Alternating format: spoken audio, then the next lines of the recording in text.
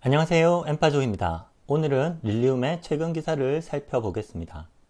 먼저 6월 15일에 올라온 내용은 릴리움 Z의 넓은 실내 공간 디자인이 6인승 셔틀 버전으로 다양한 배치를 가능하게 하고 올해 가장 큰 에어쇼를 위해 다음 주에 파리로 가는데 그곳에서 직접 보여주겠다는 것입니다.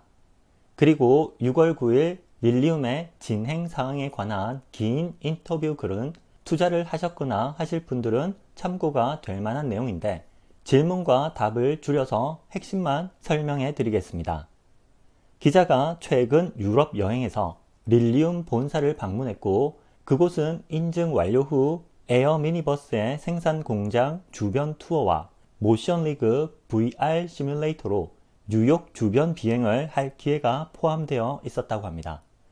또한 7인승 항공기 실물 크기 모형을 볼 기회가 있었고 6, 7년 동안 보아온 사진과 렌더링보다 훨씬 엄청났다는 내용이고 투어의 목적은 릴리움 공동 설립자 다니엘과 진행 상황, 프로토타입 준수, 비행 테스트, 인증, 자금 모금, 배터리 가격 등에 관해 물어보기 위해서라고 합니다.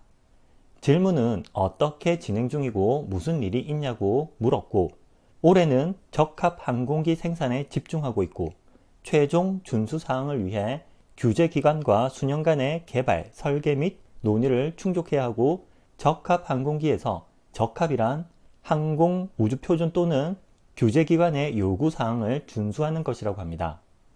또 중요 내용은 지난 여름 스페인 비행 테스트에서 성공했고 고속 비행에서 전환 비행, 부품 고장, 지면 효과에 대한 다양한 테스트와 항공기가 어떻게 지면에 반사되어 움직이는지에 대한 테스트에 성공했다고 합니다.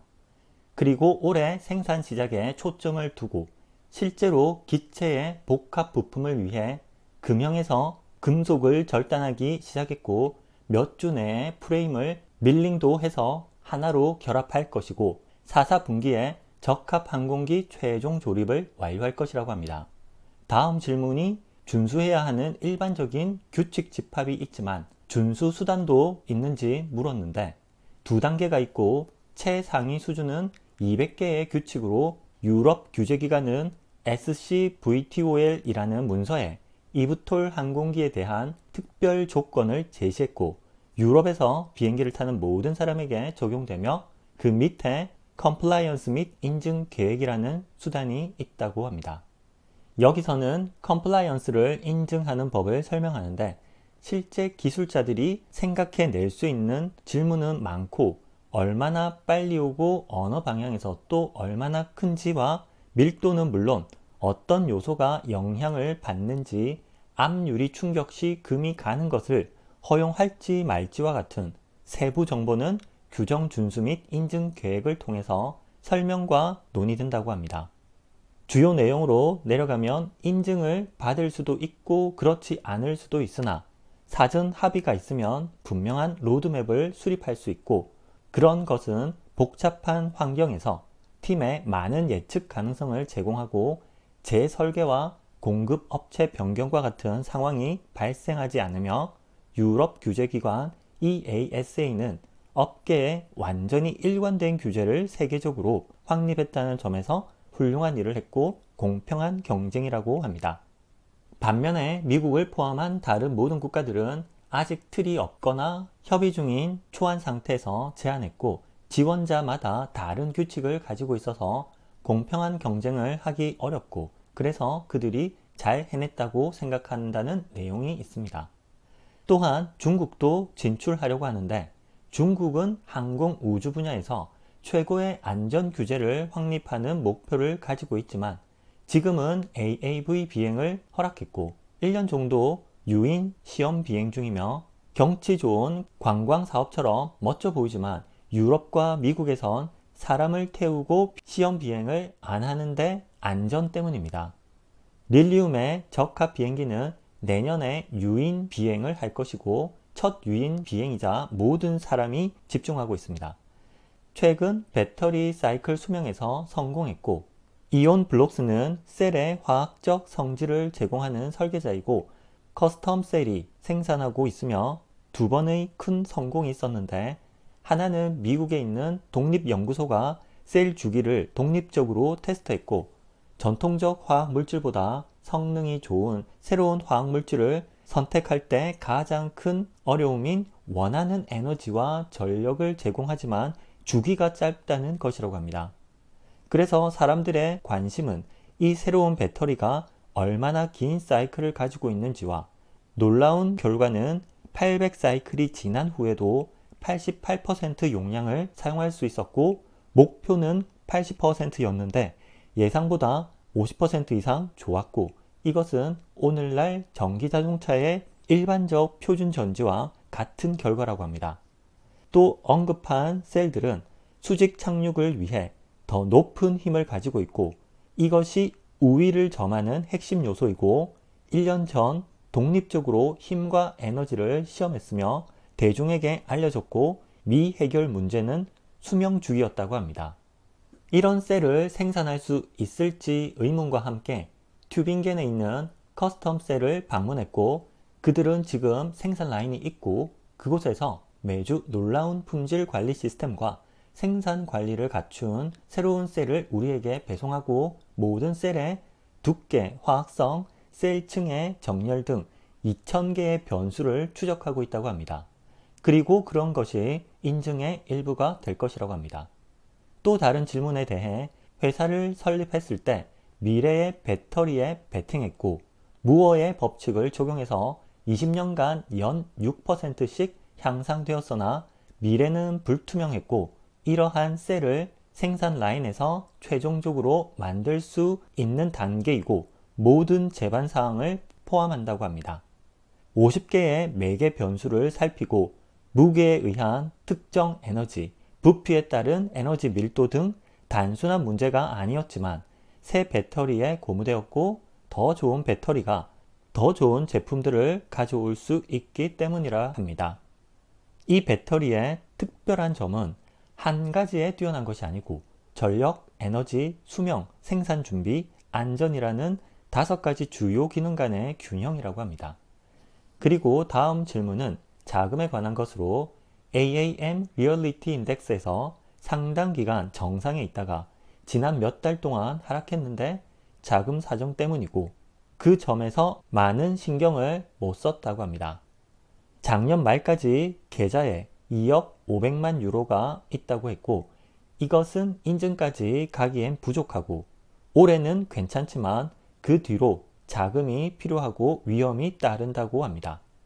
주식시장을 보면 큰 주제이고 자금 조달에 대해서 적극적으로 대처하고 있으며 여러 투자자와 대화 중이라고 합니다. 기자가 방문 후에 2억 5천만 달러의 추가 자금 조달을 발표했고 얼마 전 영상으로 올린 내용입니다.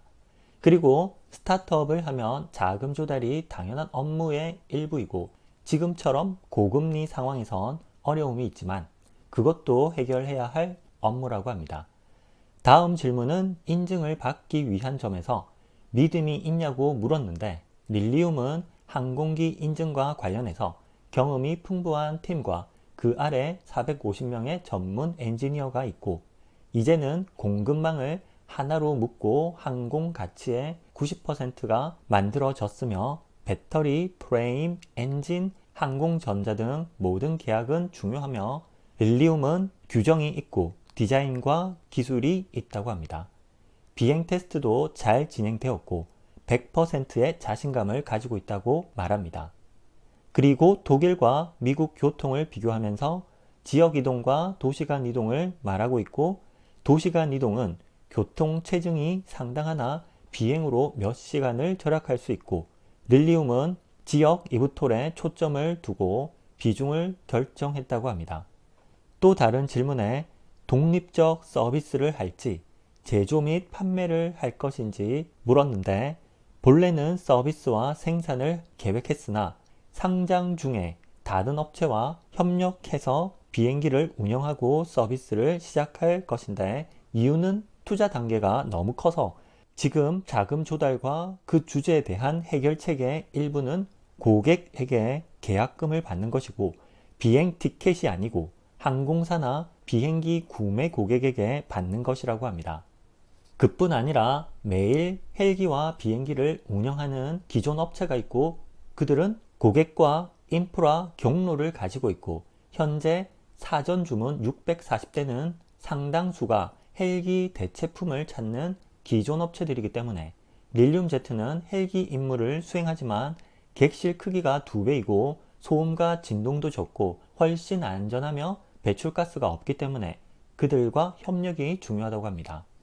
다음 질문은 가격에 대한 것으로 저렴해야 하지 않냐고 물었는데 답은 전동 파워트레인은 가스 파워트레인보다 싼데 이유는 부품 수가 적고 마모도 적으며 헬기와 달리 모든 단일 부품의 고장에 대한 문제가 없기 때문이고 헬기는 기계 장치와 기어 박스를 가지고 있어서 고장이 나면 추락하지만 이브톨은 분산된 추진력으로 이동 파워트레인을 가지고 있어서 모든 부분의 중요도가 감소하고 그래서 비용이 절감되고 전기 비행기라 더 절약된다고 합니다.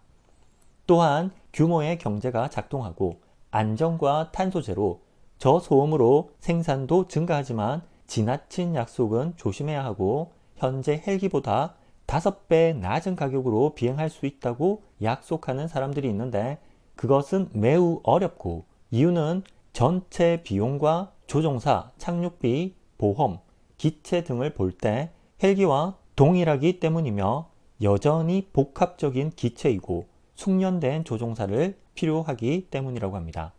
이런 것들은 시간이 지나면 처음에는 헬기보다 조금 저렴한 정도에서 나중에는 고속철도의 요금 수준으로 내려갈 것이지만 이것은 시간이 걸리고 처음부터 고속철도의 요금과 같을 수는 없다고 합니다.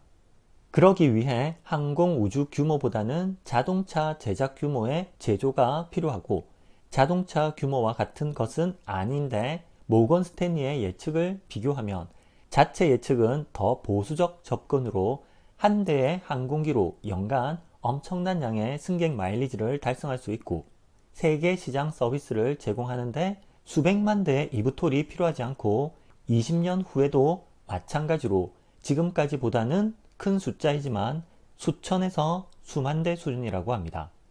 예상대로 아직은 진행되지는 않았으니 겸손하고 작게 기존 시장에서 수익을 내고 그곳에서 성장하고 그것이 지금의 전략인데 다른 모든 것들은 예측이기 때문입니다. EASA에서 인증을 받고 항공시장에서 기내의 넓은 공간으로 가격을 낮출 수 있는데 도움이 될 것이라고 합니다. 마지막 질문으로 새 배터리 비행기로 비행은 했냐는 건데 아직 안 했고 지금 모든 안전 테스트에서 재촉하고 있고 적합한 시제품으로 비행할 것이라고 합니다. 여기까지가 인터뷰 내용입니다. 릴리움도 충분한 자금으로 속도를 내면 다른 UAM에 뒤질 바 없고 특히 내부 공간이 넓은 것이 장점이라 부자들의 국내용 전용기로도 많이 이용되지 않을까 생각됩니다. 시청해주신 여러분 감사합니다. 즐거운 하루 되세요.